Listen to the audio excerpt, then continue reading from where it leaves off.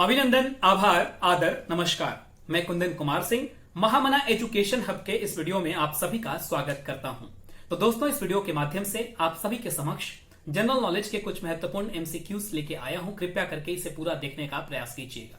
ये सारे के सारे प्रश्न आपके entrance examination point of view से बहुत ज्यादा इंपॉर्टेंट हैं और साथ ही साथ इनमें से जितना भी आप सही कर पाएंगे तो एक तो आपका कॉन्फिडेंस बूस्टअप होगा, साथ ही साथ आपको नॉलेज भी मिलती चली जाएगी।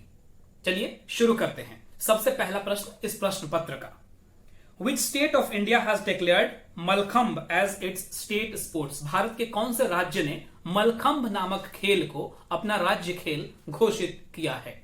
इसके ऑप्शंस हैं महाराष्ट्र, मध्य प्रदेश, दिल्ली या फिर कर्नाटका। तो इसका सही उत्तर है मध्य प्रदेश। मध्य प्रदेश की सरकार ने साल 2013 में मलखंभ को अपना स्टेट स्पोर्ट्स डिक्लेयर किया था और ऐसा कहा जाता है कि मलखंभ जो है एक बहुत पुरानी परंपरागत खेल की प्रक्रिया है जिसमें बहुत कम समय में शरीर के सारे अंगों का एक्सरसाइज हो जाता है। इसी तरीके से सूर्य नमस्कार भी बहुत पुरानी पद्धति है और ऐसा कहा जाता है कि सूर्य नमस्कार से शरीर के सारे अंग बिल्कुल एक्सरसाइज हो जाते हैं। मैं हर दिन करता हूं, आपको भी करना चाहिए। जो 12 साइकिल होते हैं, 12 स्टेप्स होते हैं सूर्य नमस्कार के, वो जरूर आपको करना चाहिए कम से कम 12 से 13 बार हर दिन, कम से कम। ऑलराइट, चलिए आगे बढ़ते हैं। दूसरा प्रश्न इस प्रश्न पत्र का, the mass of a body at the centre of the earth is less than at the surface, remains constant, more than at the surface और जीरो। किसी भी वस्तु का मास उसके धरती के सेंटर पर जाने में क्या वो चेंज होता है, क्या वो वैसा ही रहता है, रिमेन्स कांस्टेंट, या वो ज्यादा हो जाता है या जीरो हो जाता है? तो एक्चुअली इसका सही उत्तर है इट रिमेन्स कांस्टेंट। किसी भी वस्तु का जो मास होता है वो हमेशा कांस्टेंट होता है, चाहे उसको पोल पे ले जाइए, चाहे उसको सेंटर पर रख दीजिए, चाहे उसको डेप्थ में ले जाइए या फिर ऊंचाई पे ले जाइए, इट ऑलवेज रिमेन्स कांस्टेंट। वस्तु का वेट जरूर चेंज होता है but mass always remains constant. आगे बढ़ते हैं। अगला प्रश्न है कि which schedule of Indian constitution describes the allocation of seats in council of state. Council of state का मतलब होता है राज्यसभा। भारत के संविधान का कौन सा शेड्यूल राज्यसभा में सीटों की संख्या इंश्योर करता है? इसके ऑप्शंस हैं 4th schedule, 3rd schedule, 8th schedule और 10th शेड्यूल। तो इसका सही उत्तर है 4th schedule. 4th schedule of Indian constitution describes the allocation of seats in Rajya Sabha. In fact ये 12 शेड्यूल हैं टोटल। टीयर्स ऑफ ओल्ड पीएम इसका शॉर्टकट है, याद करने की नीति है। तो T for territory, E for emoluments, A for oaths and affirmation and R for Rajya Sabha. Actually तो इस तरीके से बोलूंगा तो बहुत ज्यादा समय लग जाएगा, बट कभी दूसरा वीडियो बना के उसमें बता दूंगा मैं। ऑलराइट, तो ये है 4th शेड्यूल जो कि राज्यसभा में सीटों की संख्या के लिए डिस्क्रिप्शन देता है। आगे बढ़ते हैं। It is an industrial process of producing ammonia in the reaction of nitrogen with hydrogen in the presence of catalyst. इस प्रोसेस को क्या कहते हैं? The options are Solvay process, Bayer process, Haber process और बेसमर प्रोसेस। तो इसका सही उत्तर है प्रयोगशाला में हाइड्रोजन और नाइट्रोजन को मिलाकर के अमोनिया प्रोड्यूस करने के प्रोसेस को क्या कहते हैं? Haber process, HABER, Haber. Bosch process भी कहते हैं, लेकिन हेबर प्रोसेस जहां भी रहेगा वहां समझ जाना ये अमोनिया प्रयोगशाला में बनाने की बात कर रहा है जिसमें नाइट्रोजन और हाइड्रोजन मिला के बनाया जाता है। वैसे NH3 is the formula for ammonia. आगे बढ़ते हैं। ELISA, ELISA इस test is used to detect. ELISA जो टेस्ट है वो किस चीज के लिए डिटेक्ट करने के लिए प्रयोग किया जाता है? इसके ऑप्शंस हैं malaria infection, cholera infection, HIV infection या फिर लंग इन्फेक्शन। तो ये जो ELISA टेस्ट है ELISA, ये HIV इन्फेक्शन के लिए किया जाता है। इसका फुल फॉर्म है एंजाइम लिंक्ड इम्यूनोसॉर्बेंट एसे। ये एक तरीके का ब्लड टेस्ट है जिसका सैंपल लेके HIV test, human immunodeficiency virus का टेस्ट किया जाता है। ऑलराइट, 1 दिसंबर को अंतरराष्ट्रीय एड्स दिवस भी मनाया जाता है। आगे बढ़ते हैं। The colour of stars is an indication of, options are weight, distance, temperature और size। तो इसका सही उत्तर है जो स्टार्स का, जो तारों का कलर होता है वो उनके टेम्परेचर का इंडिकेशन है। इनफैक्ट जो भी तारों का टेम्परेचर में चेंज अगर होता है तो उनका वेवलेंथ भी चेंज हो जाता है इनफैक्ट। तो that is why the colour of stars is related to its temperature. बहुत इंपॉर्टेंट है, ये कॉमन सेंस का सवाल है। आगे बढ़ते हैं। A line on a metrological map joining places of equal rainfall is called. मतलब एक मैप पे प्लेसेस ऑफ इक्वल रेनफॉल, जहां पे समान वर्षा होती है, उसको इंगित करने के लिए उस लाइन को क्या कहा जाता है। इसके ऑप्शंस हैं आइसोक्लिनिक, आइसोबार, आइसोजेनिक या आइसोहाइट। तो इसका सही उत्तर है isohyet. Isohyet is a line on metrological map which indicates joining places of equal rainfall. Isohyet, ISOHYET। Isobar का मतलब है इक्वल प्रेशर।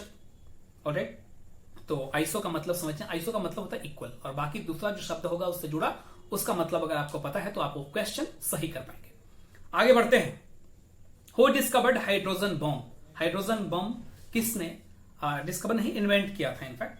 तो इसका ऑप्शन है Samuel Cohen, Warner boron, Edward Teller या फिर जे रॉबर्ट ओपनहेमर।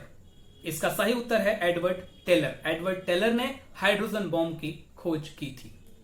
इसके बाद the black hole theory was discovered by. Black hole theory किसके द्वारा दी गई थी। इसके ऑप्शंस हैं हरगोविंद खुराना, CV रमन, S रामानुजम या S चंद्रशेखर। तो द सही उत्तर इज S चंद्रशेखर। 1983 में इनको इसके लिए नोबेल प्राइज भी दिया गया था, ब्लैक होल की खोज के लिए। आगे बढ़ते हैं, इंपॉर्टेंट सवाल है। Which of the following is not a member of SAARC. SAARC मतलब South Asian Association of Regional Cooperation, जिसका मुख्यालय कहां है, काठमांडू में है। तो इसके ऑप्शंस हैं, इनमें से कौन सा सार्क का सदस्य नहीं है। इसके ऑप्शंस हैं भूटान, बांग्लादेश, मॉरिशियस, मालदीव्स। तो इसका सही उत्तर है मॉरिशियस। इनफैक्ट 8 देश हैं टोटल इसके। भूटान भी है, बांग्लादेश भी है, मालदीव्स भी है, इंडिया भी है, पाकिस्तान भी है, श्रीलंका भी है, नेपाल भी है और अफगानिस्तान भी है जो लेटेस्ट शामिल किया गया है इसमें। तो इसका हेडक्वार्टर काठमांडू है। और इस तरीके से आपको इन 8 देशों के नाम हमेशा याद रखने होंगे, क्योंकि किसी भी प्रकार का सवाल कभी भी बन सकता है किसी भी प्रश्न पत्र में। आगे बढ़ते हैं। Largest Indian state in terms of area is. Bharat का क्षेत्रफल की दृष्टि से सबसे बड़ा राज्य कौन सा है। इसके ऑप्शन है मध्य प्रदेश, महाराष्ट्र, राजस्थान या फिर कर्नाटका। तो इसका सही उत्तर है राजस्थान, जहां पर थार रेगिस्तान भी है, लूनी नदी है और इंदिरा गांधी नहर बहुत फेमस है, जो कि राजस्थान के बहुत सारे हिस्सों में हरियाली ले आई है। आगे बढ़ते हैं। Who among the following introduced the doctrine of lapse, whereby in the absence of natural heir the sovereignty of Indian state was lapsed to British। मतलब वो कौन सा